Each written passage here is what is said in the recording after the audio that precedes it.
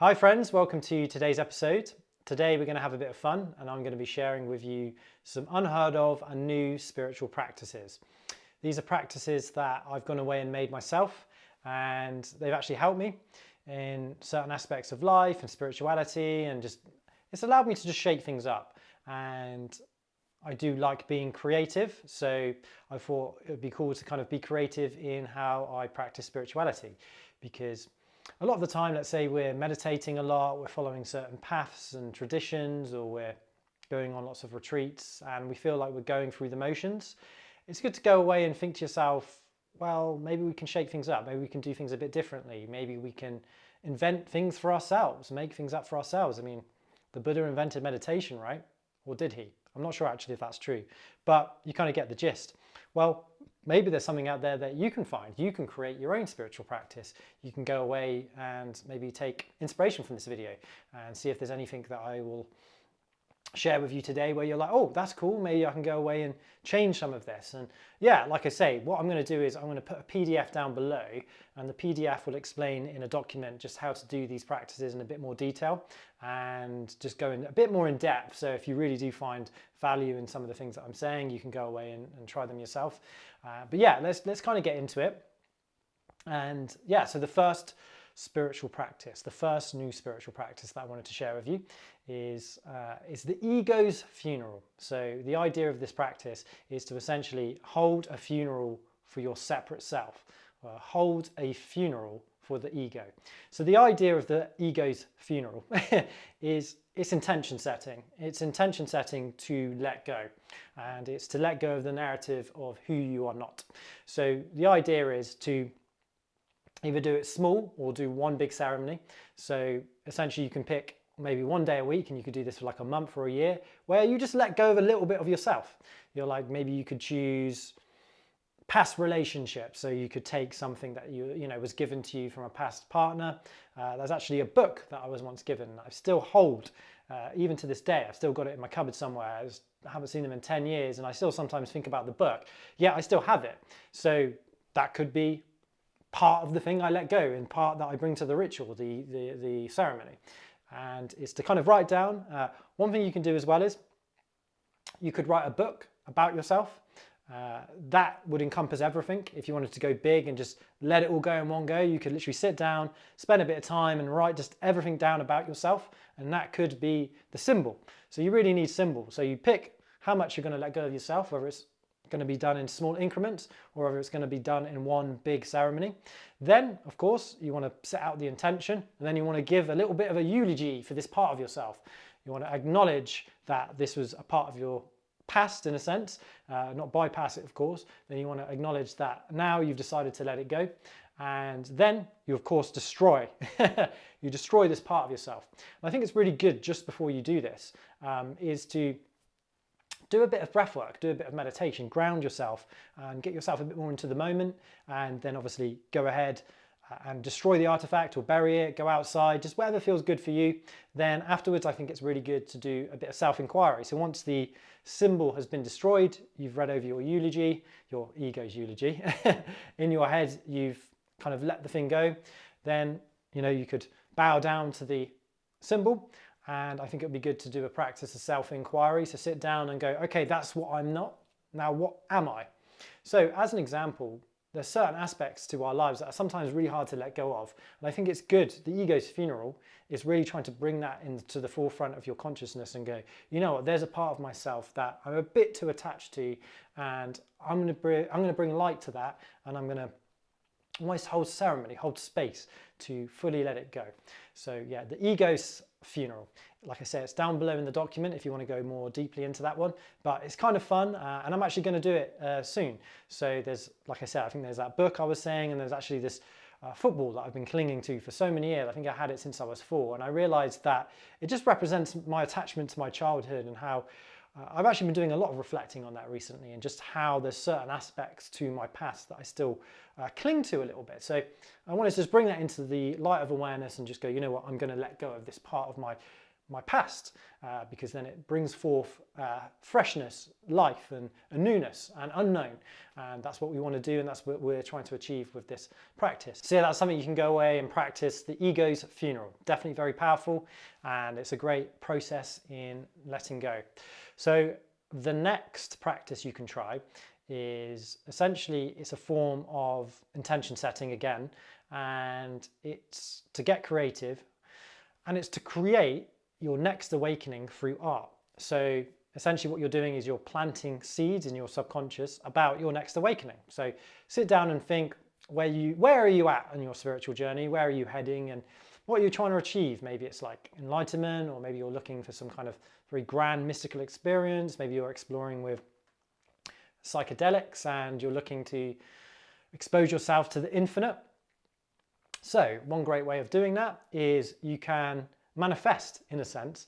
And I'm not a big fan of the idea of manifestation, because I'm not saying it doesn't exist, but I feel that there are traps within that. But this is a fun one. This is manifesting a awakening. So, I mean, that's what we're trying to do, right, when we do spiritual practice. So why not try and do it in a new way, in a creative way? And that's to manifest or create what you think your next awakening is going to be in an art form. So pick a medium. It could be writing, it could be drawing, painting, filming, editing, and just express what you think your awakening is going to look like through some kind of visual artistic medium, and get creative with it, have fun with it. It could be movement, it could be dance, it could be just a way of being. Whatever's true to you, whatever just resonates with you. It could be music, that could be really fascinating. And I think from that you could create, and also at the same time manifest possibly like an awakening. You can plant seeds inside your subconscious and see if it comes true. See if when you do have this awakening, if you do, did it match at all your art? And maybe, I've done this before, there have been similarities. There have been times where I'm like, oh, there's things that I've created in art that I've actually seen in visions and in mystical experiences. So it's been super cool. It's definitely a cool practice to do. Of course, expressing your awakening through art as well, but that's not really a practice. Everyone's trying to do that as well, but it's great inspiration, isn't it? You know, so definitely give it a go. Create your awakening through art. Plant the seeds and see what sprouts for you. Prepare the soil and the tree shall grow. So number 3 is a cool one. It's go on a hell retreat. So it's kind of flipping the idea of retreats on its head. So a lot of the time when we think of retreat, we think of silence, we think of meditation, yoga, wellness. I mean, I've never been on a wellness retreat myself, but that's what we think of when we think of retreat. So this idea is to flip it on its head and put yourself into a situation that you wouldn't like. Hence hell. So your idea of hell. Now obviously be really mindful, be cautious, don't be stupid, don't go into environments that are too dangerous that you're going to actually be in danger. But think to yourself, what don't I like being in? So as an example, I'm not the biggest fan of clubs or parties or pubs. So I could put myself there, or I could put myself, I've got a bit of health anxiety, I could go on a hospital ward, I could volunteer on a hospital ward, or I could go to a homeless shelter, or one of my friends actually lived homeless actually for a week to really test himself. So you could, I'm not saying you should do that, that's quite extreme, but you get the kind of gist.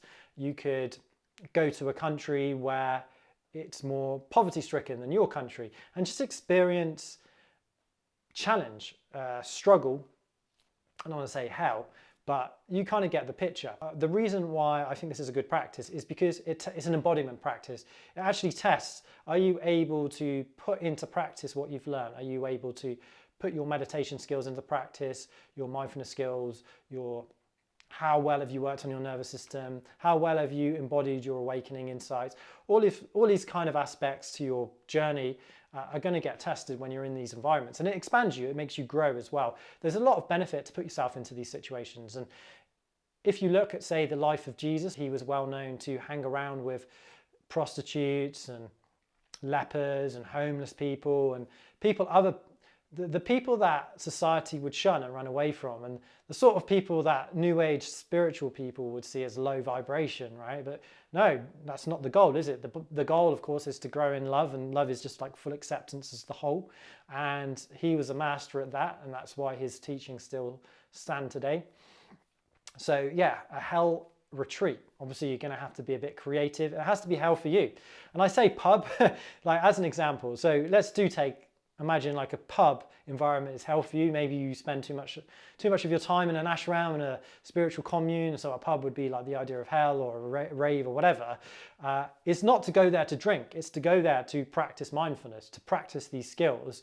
And obviously, yeah, you could socialize with people. And how well can you put into practice what you know? I do find these situations more challenging because I find when I put myself in these situations or go on a hell retreat, I'm more likely to be sucked away. It's really difficult for me to stand in light or awareness, as it were. So it's definitely good practice. It tests your embodiment and it makes you more mentally flexible. So yeah, be cautious, of course. Go at your own pace because it could backfire on you. So we don't want that to happen.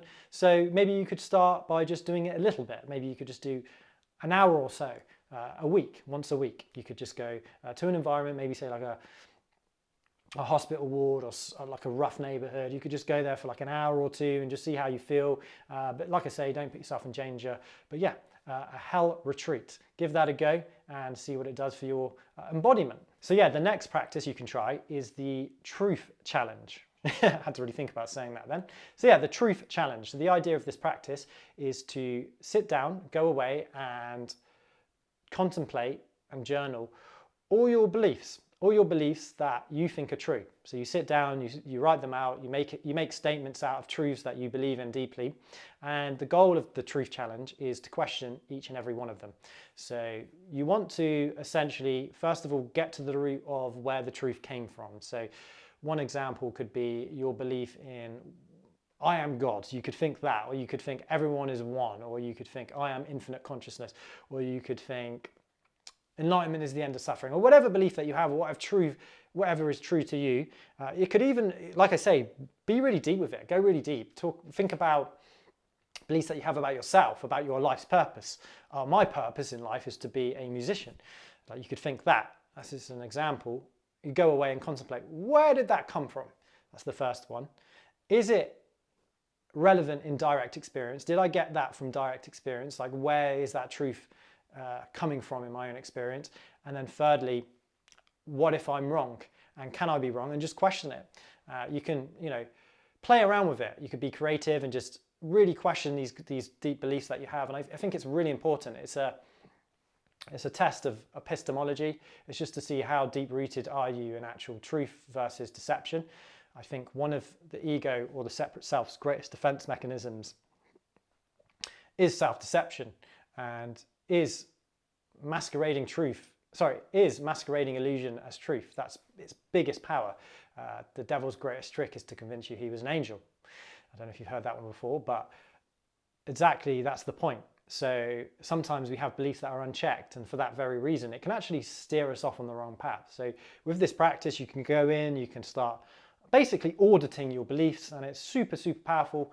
And I think if anything was to be taught in schools, even over meditation, it would probably be that. It would probably be epistemology, checking in on your beliefs and just questioning where it came from. So the next spiritual practice you can try is something that's actually been spoken about before. So it's not really new. I can't really say I invented it, but it's to kill your guru. So you might have heard this quote, apparently, that the Buddha said was, if you see him on the side of the road along your journey, kill him, which I think is a bit harsh.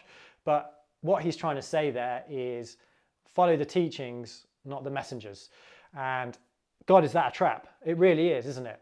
I can't remember who said it. It might have been Osho, but he said, if I point to the moon, worship the moon, not my finger. And the idea is that truth and teaching is timeless and beyond human monopolization. I can't monopolize enlightenment. I can't monopolize awakening or truth or reality and then say I am the only person that you can follow to then realize it. It's not true. So the problem is, of course, we can get very attached to the person or the path that we're on that leads us to that truth. So for that very reason, it can actually hold us back, and it stops us becoming a sage. And if you look at the great sages, the great mystics, they might have had a teacher in the past, but eventually they transcended that.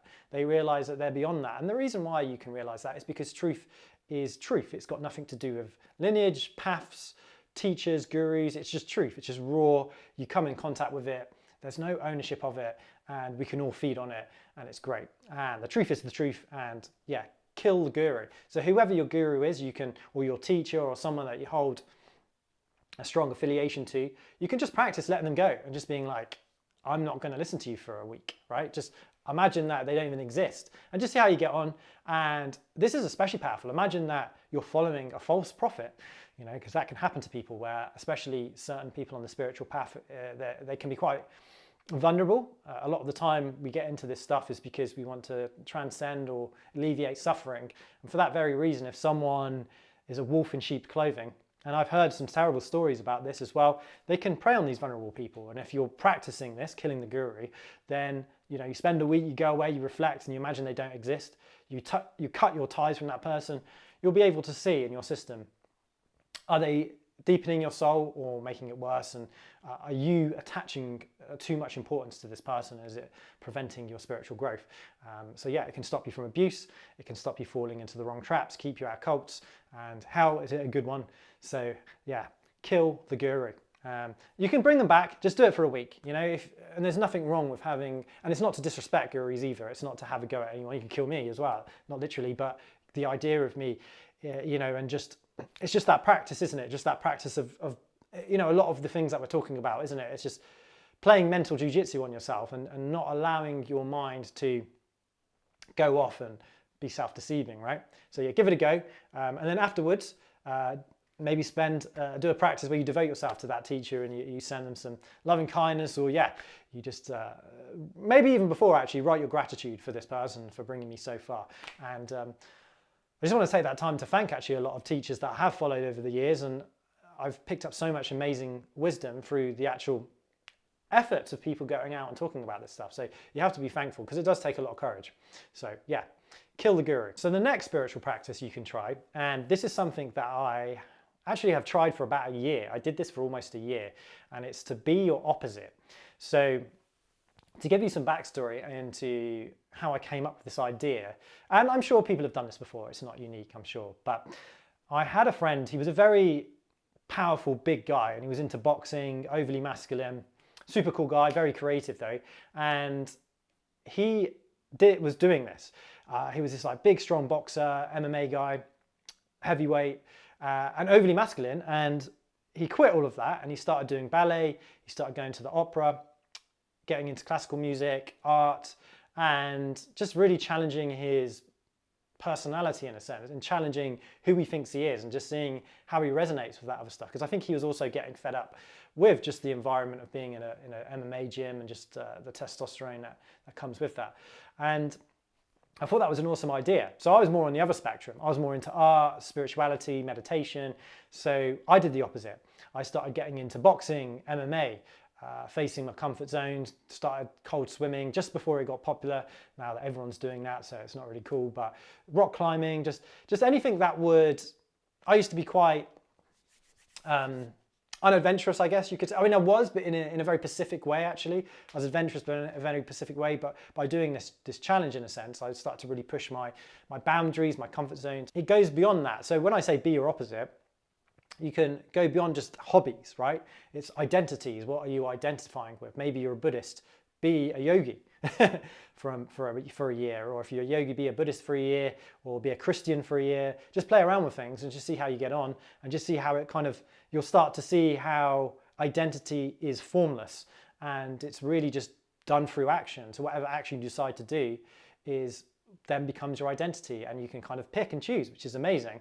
But at the baseline of it, it's formless. So you are allowed to create in this world whatever you desire, and that also allows you to create whatever personality you desire. And I think, just to add a point to this, and a lot of people have a go at this guy, if you look at Jake Paul as an example, the YouTuber, he came from the Disney Channel. He did that in a way, like he challenged the kind of public image of who people thought he was. And obviously he then became a boxer, which is what he was not known for. He was the kind of opposite of that. Like, I think he was on the Disney Channel and a YouTuber, but he broke out of that identity and then became, a boxer, quite strong, a good boxer to be fair. So he showed that anyone can do that. Anyone can change your identity. You might have an affiliation for something, but it doesn't mean to say you can't become something else. And it really just comes down to interest, right? But a lot of the time, like I say, we create limits for ourselves, we create mental walls, prisons. So by doing this practice, by being your opposite, it allows you to shatter that. And I think after that journey, I just expanded so much. And I remember like we started to go learn dancing as well. And we went to this, me and a few friends went to this dance event where everyone was watching us and we were awful. And it was just really just getting yourself out there, and it's humbling as well. It kind of humbles you for sure. So obviously be your opposite as well can be, you can change up your routine. So let's say you go to sleep early and you get up early, you could go to sleep later, get up later, or just change the times you eat, just change like how you clean your teeth, just switch everything around. Maybe, yeah, if you're an introverted person, you can then become extroverted. If you're an extroverted person, you could become introverted. And again, I said I did it for a year. You really don't have to do that. You could do it for a week, a month, a couple of days, just see how you get on. You could do it one day a week. That'd be really fascinating. Be your opposite for one day a week. And I think you'll definitely start to see great growth in just like your personal life, and also your ego will become more flexible as well. Like your sense of self will become very flexible, and that reflects your true nature too. So it's definitely a great one. Obviously, as a caveat, don't go to extremes. Like if you're a really good, generous person, don't go out and, you know, within reason, don't do anything stupid. Like I'm sure you would know that by now, but if you're, say, a meditator or someone who's like on the spiritual path, when I say be your opposite, don't go out and do horrible things. Like you have to be very wise to what the point of that practice is. It's just to expand your horizons.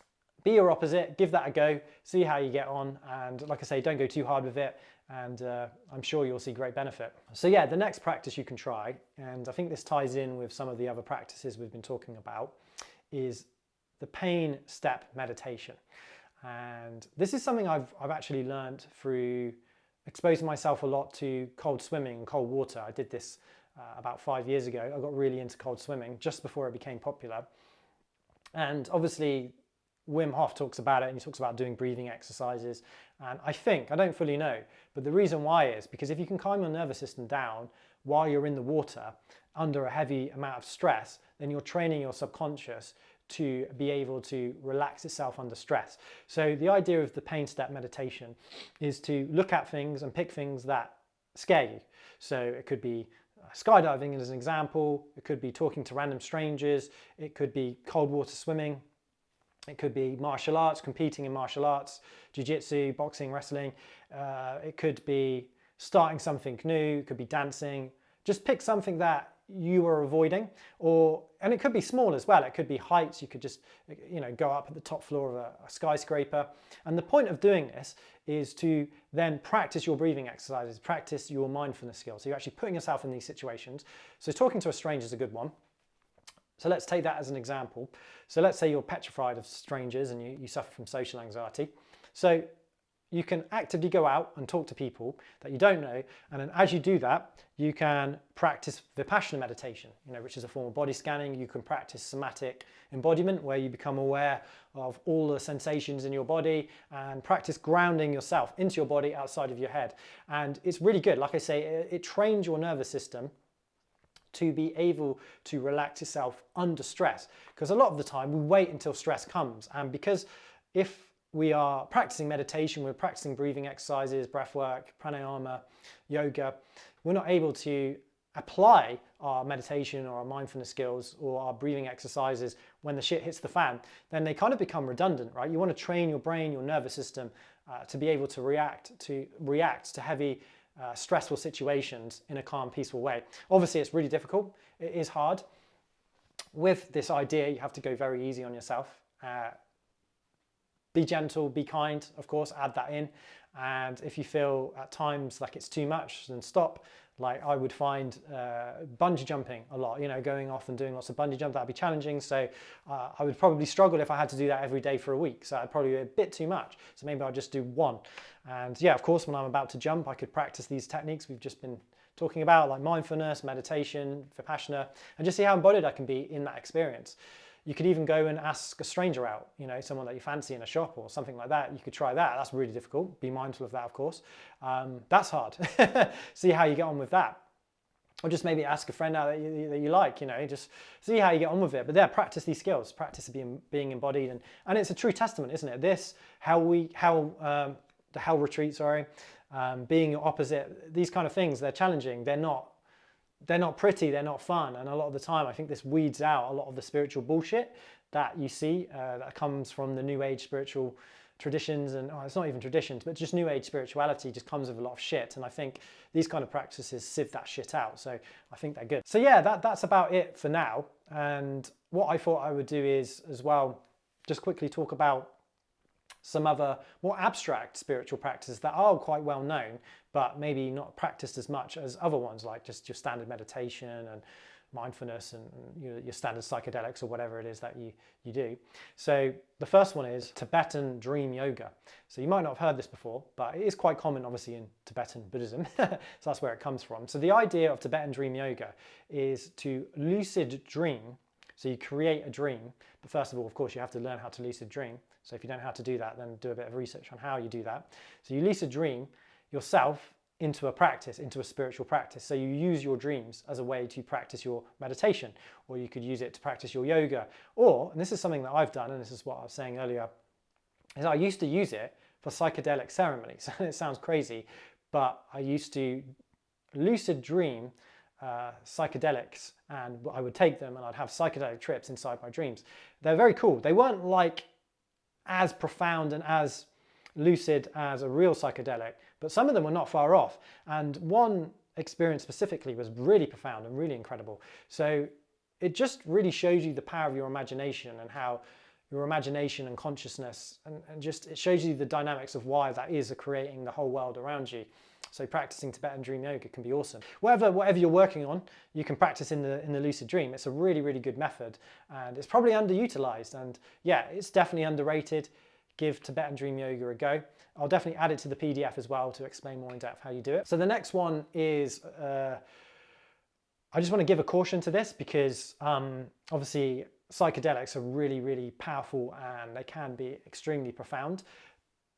So if you have a lot of experience with psychedelics, this is not something you would do if you're new to them, or if you're new to spirituality at all. This is more for advanced practitioners, I guess. You could try a wacky psychedelic if you've never done it. Like I say, be really, really careful, but you could experiment with something like salvia. Again, like I say, you've got to do a hell of a lot of research before you decide to do something. Look at other people's trip report, like is there benefit? But the benefits of things like salvia is it shows you other aspects to consciousness that people don't want to talk about and also want to kind of like ignore, but it can show you how infinite consciousness is in its nature and what it can do. It can really just show you worlds and dimensions and ways of existing that would just blow your mind. You can become solid objects, exist as solid objects. You could be plastic, you could exist as other people for eternity. You can have all these kind of very profound, but also at the same time really challenging mystical experiences that really shakes up the foundation of what you think spirituality in life is. So yeah, wacky psychedelic, salvia is one of them. But yeah, of course, only take ones that are safe for the body. And again, with psychedelics, you have to be super, super cautious. You have to go away and make sure you're ready. Don't just blindly do it. And yeah, I'd actually say for most people probably don't take salvia because it's so strong. But yeah, maybe DMT could be something. DMT is very wacky and can be really, really insane. So you could give that a go. But yeah, like I say, I have to add a lot of caution with that one because people can be irresponsible, I guess. So the next practice is mirror staring. So very simple. All you've got to do is find a mirror. If you can't find a mirror, you can use your phone. Just use the flip screen and just stare at yourself. And what you'll find is a lot of the time it can actually elicit a non-dual experience. You start to lose that center that's in your direct experience. It starts to become more expansive and you just feel like you don't exist inside your body. It's a really weird experience and it's definitely something worth giving a go. Mirror staring is really, really profound and it's probably underutilized and underused, but it's great to have mini little insights into non-duality. And yeah, mirror staring is definitely something worth trying. So yeah, last but not least, spiritual practice you could try that's underrated is sitting in a room and contemplating.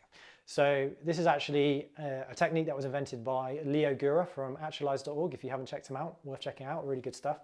So his idea was to just find a dark room, or find an empty room, just sit in it. It sounds kind of insane actually, and just contemplate and just try and have original thoughts. Try and have thoughts that are completely original. I think it's really cool. It really helps you with your creativity. It really helps you with just expanding your mind, the way you see things, and it allows you to gather insight deeper within yourself. It allows you to trust yourself better. And I think a lot of these practices we've been talking about as well, that's really what it gets to the heart of, is trusting you, not the path or the teachings, of actually realizing that the answers are within, and what you're doing is you're playing tricks on yourself. Because a lot of the time, a lot of these practices that we've been talking about really reflect how life works. Because a lot of the time, I don't know if you've noticed this, as soon as you think you've got it, and as soon as you think you know, life flips it on its head and shows you something new. And I think it's really good to be open as much as you can to just new possible experience, is to remain open to ever-changing possibility, because generally that's how life works. And that's also how insight and awakening works. It constantly is changing. It will constantly show you new aspects about life and reality, and even just things like healing. There's this, it's ever ongoing really, and it just never ends. So as far as I'm aware. So yeah, I think all these practices are cool, they're new. Well, again, like I say, maybe they're not new. Maybe people have done these. I'm sure they have. And I don't want to take ownership of any of them. It's just for a bit of fun. I've shared them with you. You can go away and take some that you think might be helpful and throw away others that won't. And yeah, just see how you get on. It's good to shake things up. It's good to be expansive. It's good to challenge yourself, challenge your mind, challenge your beliefs, and just see how you get on with it. So let me know how you get on in the comment section, and I'll definitely maybe do a few more videos on this. Yeah, the ego's funeral practice I've never tried, so I'm actually going to give that a go this week, see how I get on and report back. But yeah, I hope everything goes well with these new practices.